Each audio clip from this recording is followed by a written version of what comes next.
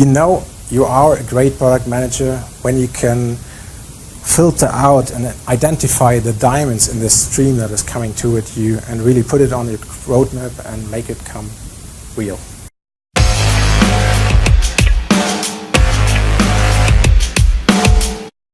So, hello everybody, good evening, and thanks for joining us here at Digital Product School tonight.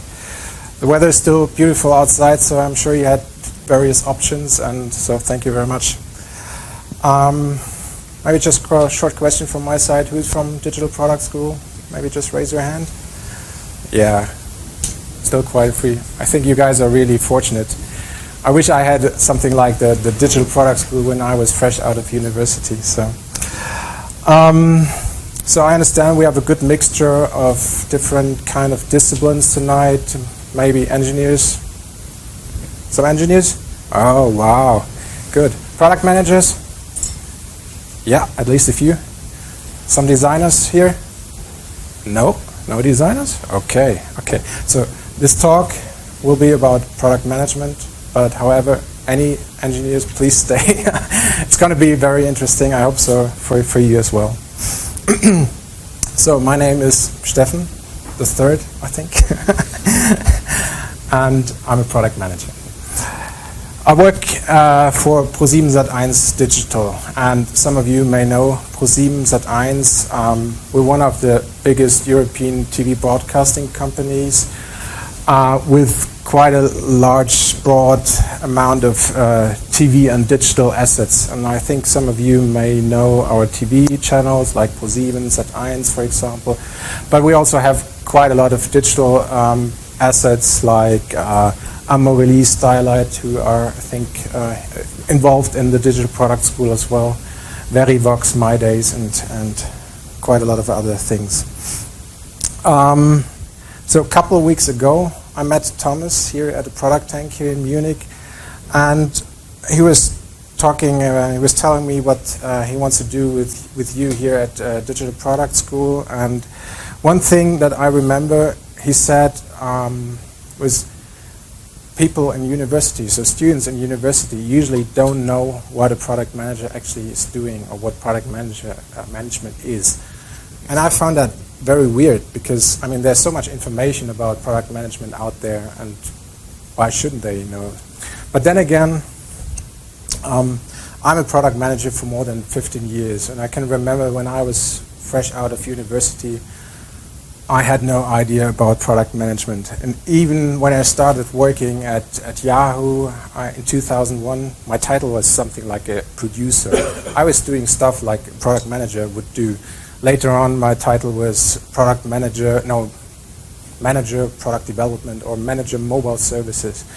So I think it is still very confusing, and I think that even today in many organizations, the role of a product manager is still really isn't clearly defined. So what is product management anyways, and why is it so difficult to define product management? Well, first of all, the role of a product manager is really hard to grasp. It changes wildly from company to company, and even within a company it changes sometimes from team to team. So, and then your work as a product manager is intangible. So you cannot go to someone and really give them something, and it's really hard to describe what you're doing and how you add value to your business. And I think that may be the reason why still some of my people who know me have a strange perception of what I'm actually doing as a product manager. So here is in a nutshell what other people think I do as a product manager. I think that my friends still think that I'm kind of warehouse manager, so shoveling around parcels at Amazon, I think, something like that. My mother thinks I'm kind of Steve Jobs. I have to do with apps and I have to do with iPhone, so, well, maybe. Yeah, we don't need to talk about what my colleagues think I do. That's what I think I do. But without the red cape and the red boots. And yeah, that's what I actually do. So today I want to talk about what does it take to be a good product manager, and share some of my experience. Maybe some of you are aspiring a product management job. I would really like to encourage you to do so, because I think it is one of the best jobs you can think of. But it is also one of the most demanding professions in any organizations.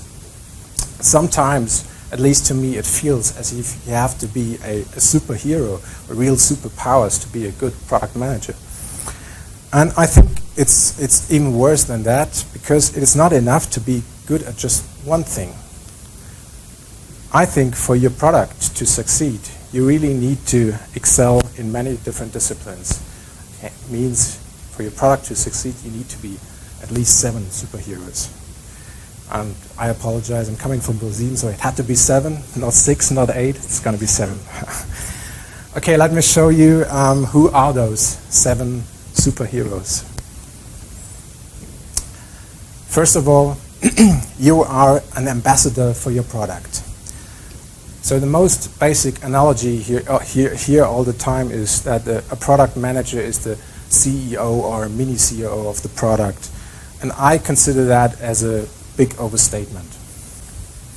You will be usually driving a very small dimension of the product, usually with no authority and little to no control over resourcing. That means you have to rely on your wits and your influence to really get your work done. So usually you don't have any chief executive powers at all. However, where I think the analogy is really spot on is when it comes to responsibility. So as a product manager, you are responsible for the success or the failure of your product. And it is the combination of your instincts, your energy, and your decisions that are going to dictate product success. So if the product fails, it is your fault. However, if the product succeeds in the market, you will get usually little to no appreciation for what you have done, because it is simply your job, and you have done your job. So a lot of big software companies like Google, for example, require product managers to have a technical background. And I don't think this is really necessary. However, I do think it surely isn't a bad thing. Because as a product manager, you are also a translator. You are the bridge between engineers and stakeholders. That doesn't mean you are an engineer. You don't have to code or anything like that. But you have to understand engineers. You have to understand engineering language. And you have to grasp technical concepts quickly. And by doing so, gain respect and trust of the people actually producing the outcome. So I think the best product managers are more like culturally engineers. What does that mean? So they probably dress like us and like me, so have a very low standard of fashion. Probably have some kind of favorite programming language that you can talk about with your favorite, with your peer engineer.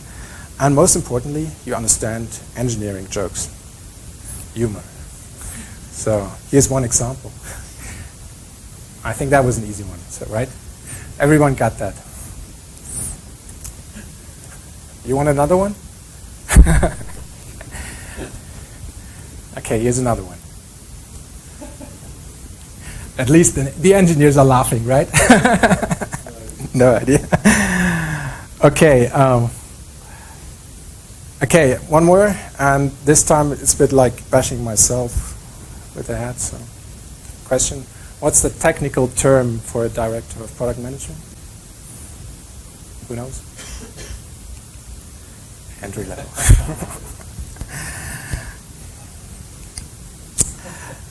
So, continuing with our superheroes.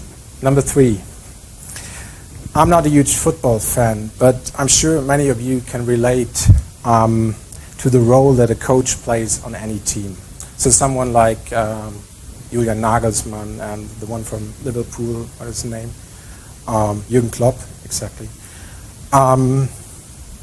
The coach isn't the one who's actually out on the field and kicking the ball. But the coach understands, he knows which players to put into which situation. And he understands how people work together and how important it is to recognize and think of interpersonal relationships who determine the effectiveness of the team. So as a product manager, you are basically the coach for your team. Just like the football coach here, Jürgen Klopp, who's standing at the sideline at the football match, product managers must inspire, they must motivate, they must really push their teams to really fight for every single goal. So as a product manager, you always have a clear vision for your product, and you can clearly articulate how you will get from here to there. Your team wants to follow you because they believe in you, they believe in the product vision that you create. Number 4, you are a super user. So there should be no bigger power user of your product than yourself. You know the product inside out, you know how it works, and you know how it creates value for your users, your partners, and your business. Your superpowers are empathy and passion, and it is only by using your product obsessively that you develop the instinct for the ways the product should be better. A product manager who is constantly testing and constantly reporting bugs, they gain credibility with the engineering team as someone who is passionate, who is detail-oriented, and who is simply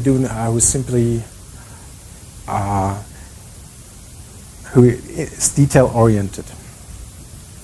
So, and if you're not a product manager who is not obsessed about testing and using your product, you simply do not care enough about your product and about the success of your product.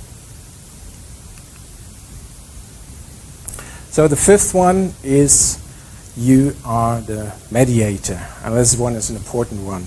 Your superpower is influence. You live and you die based on your ability to convince other people to do what you need them to do for the good of your product. And I think that's really not an easy thing. I mean, persuasion is an art form that relies on your ability to communicate a passion for your cause. So, as I said before, you usually have no direct authority over the people you're working with. So you need to lead by convincing people with data, facts, and understanding the trade-offs.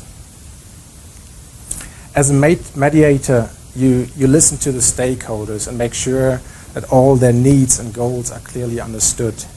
But more importantly, you make people commit to a clear position. You drive to resolution. And I think that's where you sometimes might need your swinging magical hammer, just like Thor in this picture here. Because as we product managers know, single most important feature you can do for your product is shipping. So if you don't ship your product, the rest is really doesn't matter.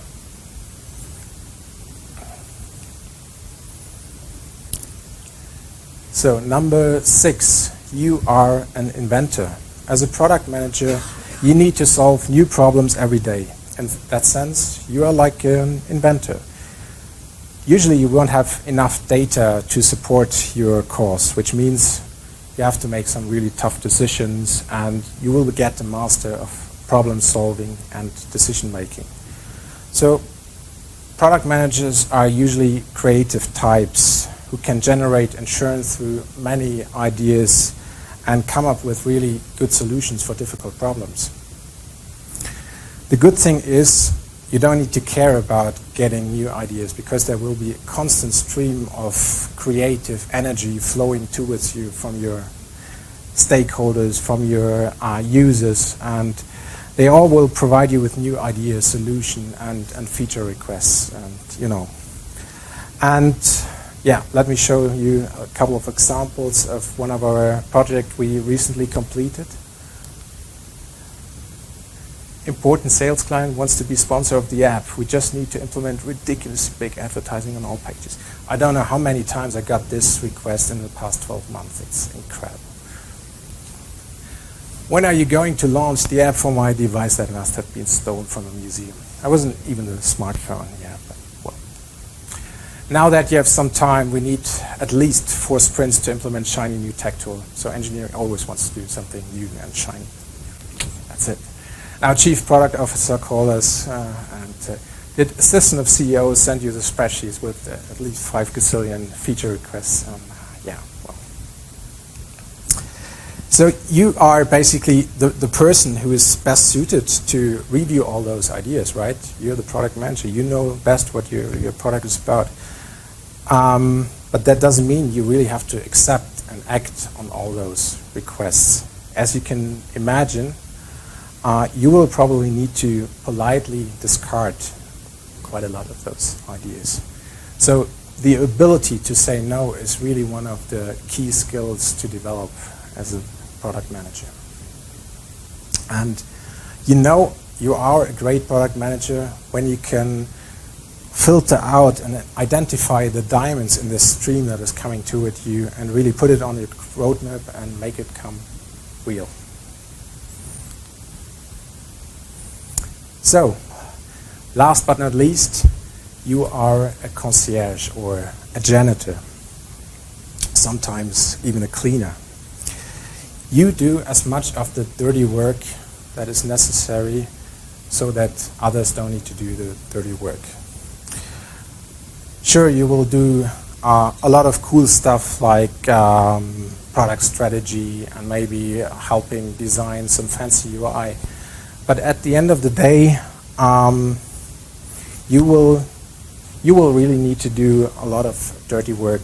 For example, like filling up the coffee machines with beans, or maybe ordering pizza for the late night shift to feed the hungry beast, or maybe something like organizing a meeting on a Friday afternoon with 12 people, or maybe just cleaning up your backlog. Because if you don't do all this dirty work, that means someone else has to do it, and they won't be able to do their important work. And in the end, your product will suffer. So, here you go. These are my 7 superheroes of product management. How does that sound to you? How do you feel? Well, I can tell you how I still feel even after 15 years of product management experience. Yeah, it is still frightening. So if you're not Superman, if you're not Captain America and all the other superheroes all at once, don't be afraid. No one is, so it doesn't really matter. Being a product manager is not about getting wrapped up in the fact that you have manager in your title.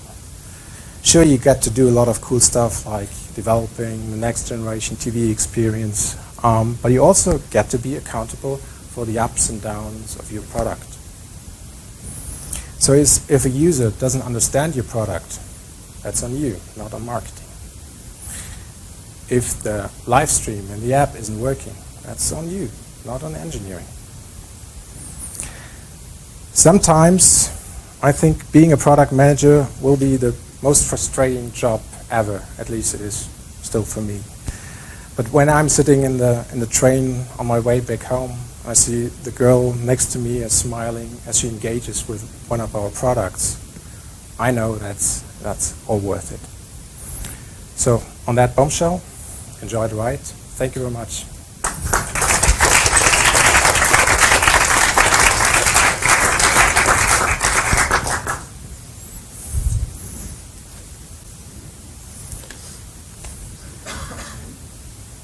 Any questions? Andy, who has it?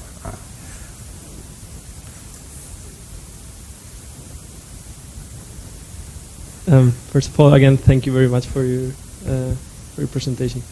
You talk about, on the one hand, being data-driven when you make decisions, and on the other hand, trusting your intuition. So, just for curiosity, how many of your decisions are based on data and how many are based on your intuition? How could you explain that feeling of?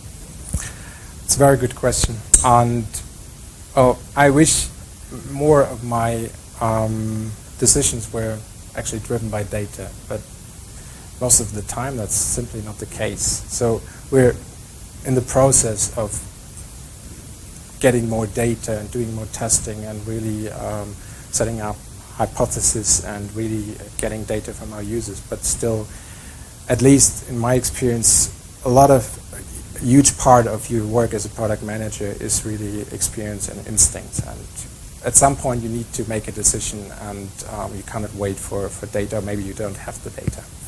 So I would say right now it's more like 60% instincts and 40% data.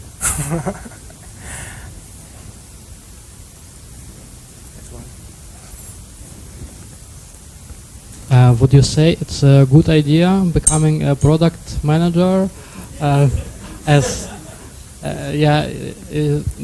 if you want to become a CEO later? Is it a good training, or is it the wrong path? Yeah, I thought about that myself.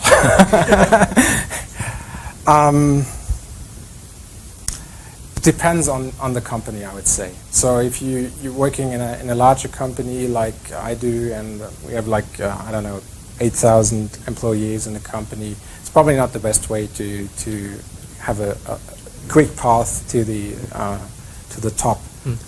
I didn't mean like becoming a CEO of this company, just like having a training somewhere and then becoming a CEO of your own company or somewhere else. Ah, okay. Like, do you consider this job similar? Where would you see similarities and differences? I think everything you need of being a product manager is very valuable, and I think that more like executive needs the foundation. What does it take to actually to be a product manager and an engineer as well, so, or a designer? So I think you should do that. You should really get acquainted of all that is needed being a product manager. Depends really on your situation if that's the best way to become a CEO of your own company. I'm not sure.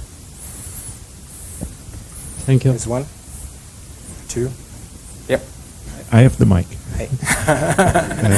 So how do you measure success of a product manager? Like I can only speak for myself, and so usually we measure success. We have key KPIs defined for every product. So for our products, basically they are very much video driven. So we define key KPIs around how long a user watches a certain video, how many videos are watched, things like that.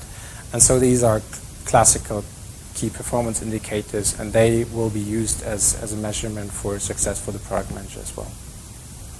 Revenue, monthly active user, you name it. Yeah. Okay, so including financial?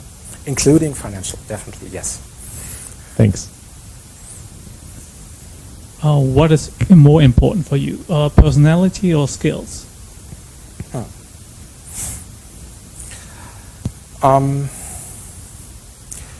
I would say if I had the choice, maybe there's a product manager that I would need to hire for a job at our company, and there's one who's probably more skilled in the work we do. Maybe they know a lot about, they have a good technical background, they know about streaming technologies, things like that. And the other one is more like very passionate and really wants to drive the product. I would probably try to go for the one who's more passionate. So technical skills are useful up to a certain level, but you don't need to be an expert. So you don't need to have any, at least in my opinion, you don't have to need any deep skills in the things you want to do. So if I want to go into another company who are searching a product manager for, I don't know, mechanical engineering or something, I have no idea about that. But I think I could do the job because I know everything that is needed for the job that product manager is doing. And most of the time you can learn a certain amount of the skills that are required for your job as a product manager, so you will be fine.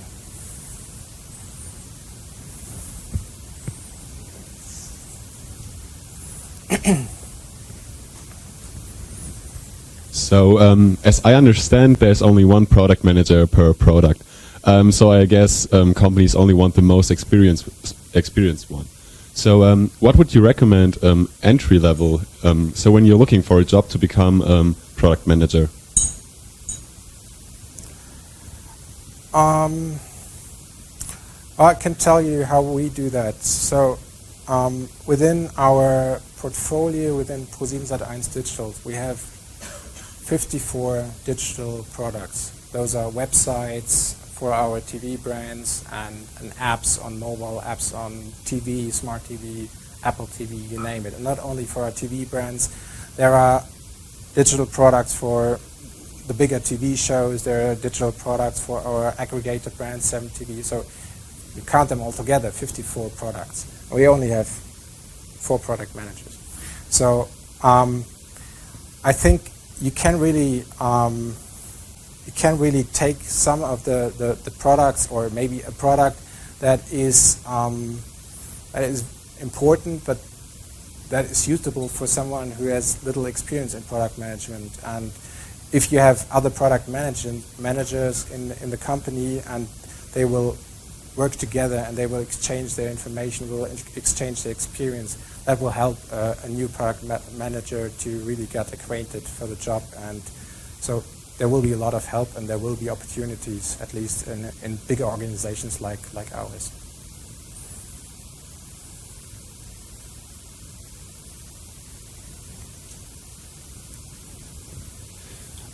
I'm confused. 54 products and only 4 product managers? If you count every single platform, like website, mobile app, Apple TV. But then maybe it's a question of terminology. Who's doing this work for 54 products of deciding what's prioritized and feeding the developers with material? That's going to be the 4 product managers. How many developers? Internally about 15, and a couple of external freelancers and external 15, agencies. 1-5. Yeah. Ah, okay. So the 54 products, a lot of them are fairly static. There's not a lot happening with them, I guess. Sorry? If there's 54 products and only 15 developers, I suppose that means there's actually not a lot of development on a lot of those products.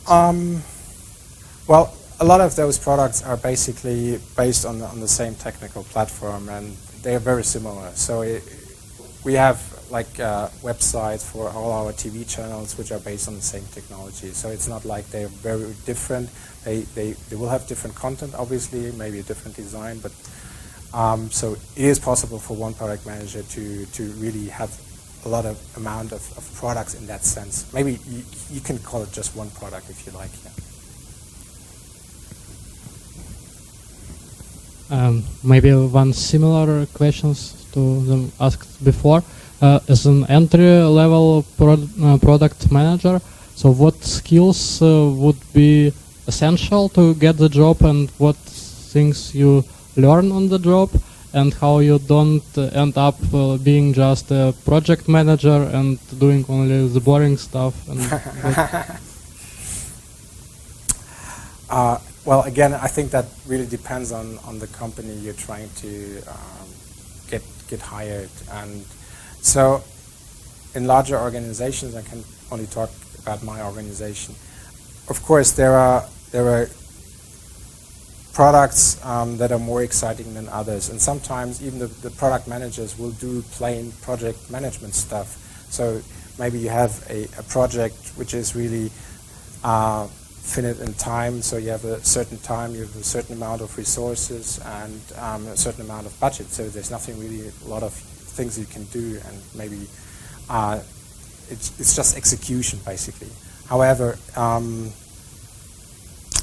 I think really that might be something completely different if you go into a startup, for example, or another organization which is maybe smaller than ours.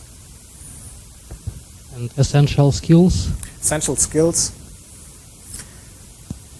as you've seen here, I think lots of those skills that you've seen here, I think maybe not all of them, but try to get half of them. So if you're really passionate and you want to do the job and you care about your product, you're very detailed and things like that, I think that's a good start to become a product manager.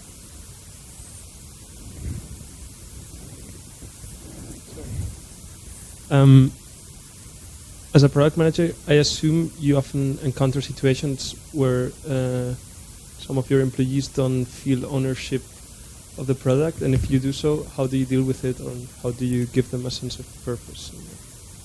In the sense that some stakeholders don't feel yes, or maybe your developers, the people that are actually building the product, if they at some point feel that the decisions are taken somewhere else and not. Yeah. Okay. So I think that's the coach part here. So as a product manager, you really need to try to motivate your team, and you need to create a vision for your product. So it's not enough to just say, okay, that's our product and we want to do that in the next 2 weeks or something like that.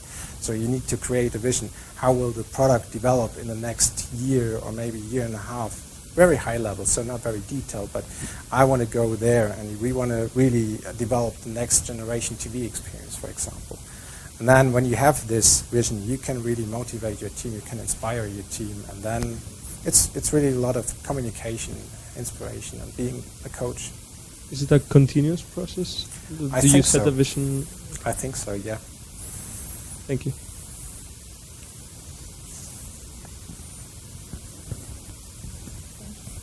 Where do you see the main difference between a product manager and a product owner? Yeah, good question. So first, product manager, I think is really a job title, and product owner is a role which is defined, in my opinion, is defined within agile development, especially Scrum. So sometimes you see that, or most of the times you see that a product manager is also taking the role of a product owner and working with a agile Scrum team as a product owner and doing all the stuff that needs to be done with the team. So creating backlog, prioritizing backlog, things like that. I've seen instances where there are two different people doing those roles. So we have a product owner who's more like inward focused to the engineering team, and a second product manager who's more like outward focused to all the stakeholders.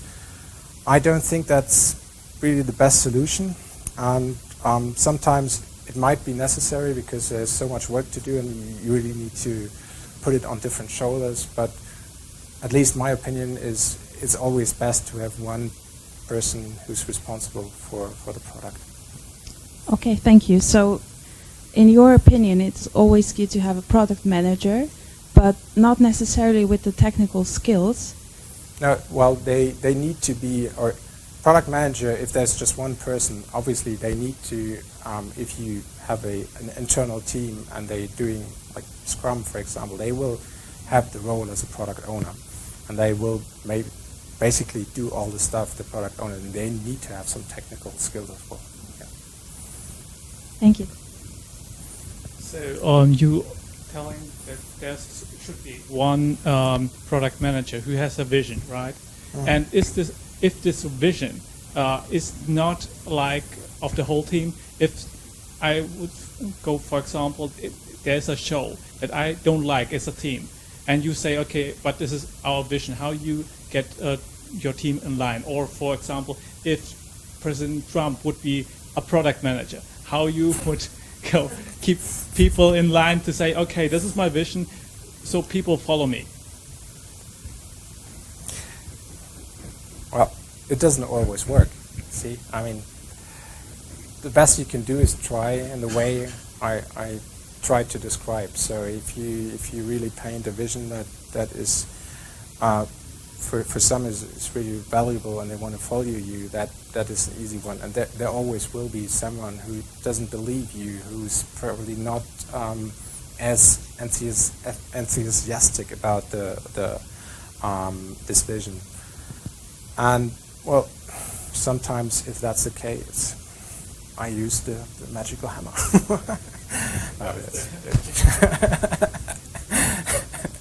No, you can't do anything. If someone wants to follow you, they don't believe in you. I mean, you can try, but sometimes it's not worth it.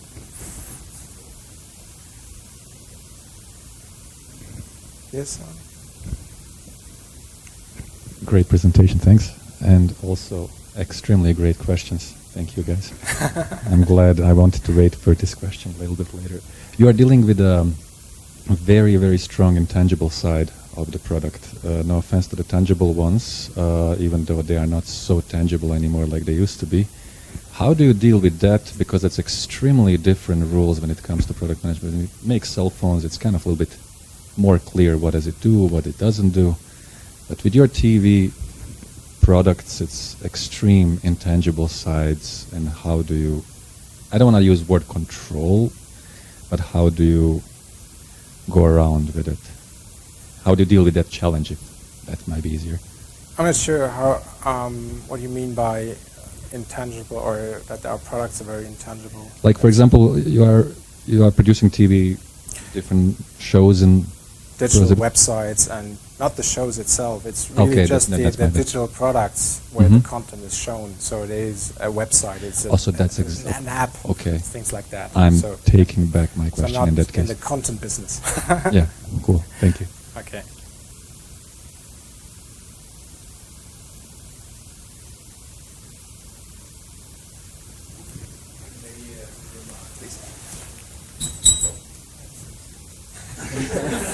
So I think the last question is a good one, because a lot of people, when you tell them you are a product manager, then they ask you what's a product, and you say, yeah, it's a website, and then everybody is asking, what, the website a product? How can that be? So it's it's really oftentimes when you explain the job as a product manager in the digital space, to get that understanding, like that the product, it's a whole user experience and so on. So that's I think a really good one. Maybe one more thing to add from my side. So what, in my experience, what helps a lot in order to get the team behind you is to work in a workshop-oriented way. So to give everybody the impression that it's your baby in a way. You can lead it a bit, right? But still, at the beginning, to brainstorm together with everybody, not only the engineering team, but also marketing, sales, and so on. So it's a big investment you have to take, but typically it pays off. What's your ways to transfer that it's not only your baby, but Yeah, it's really workshop oriented. So let's say you have a plan for a new product, you maybe have it in your mind a bit already, then you get the stakeholders in and do a workshop together, like brainstorm the user problems, prioritize it, and so on. And then at the end, if you say, hey, we did an app that does XYZ, then it's everybody who wanted it, everybody who was engaged in it, and so on and so forth. Yeah. I have mine.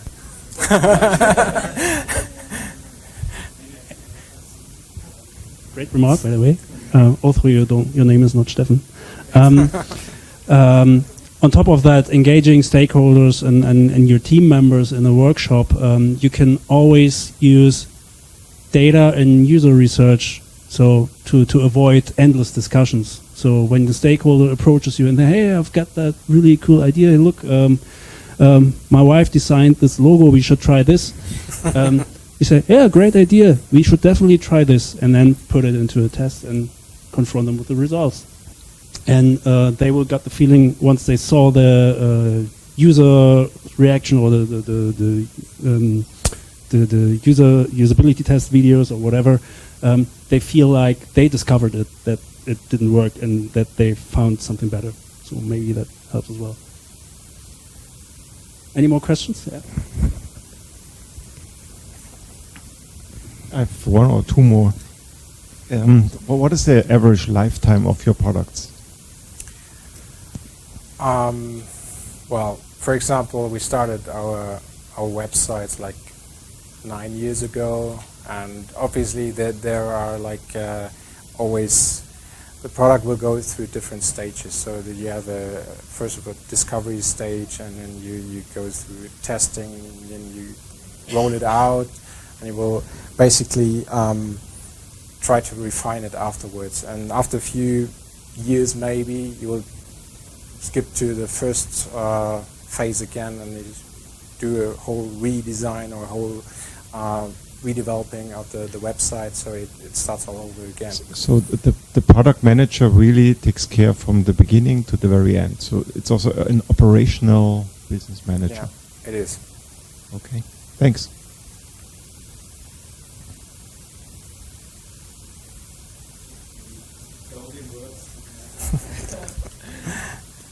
Stefan, first of all, like all Stefans, first of all, thanks very much.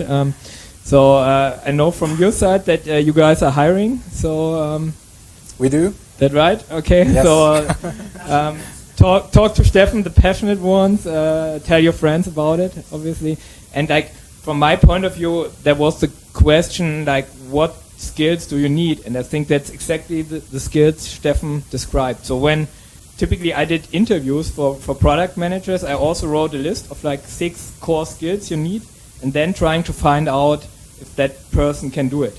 For example, technical skills, you ask some technical questions. If the candidate is not really good at it, that's not already absolute no-go. Then you go dig deeper in the other ones.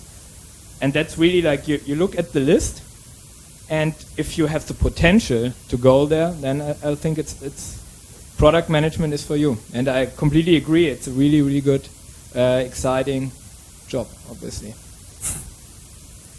It is. Okay. Thanks, guys. Thank you very much.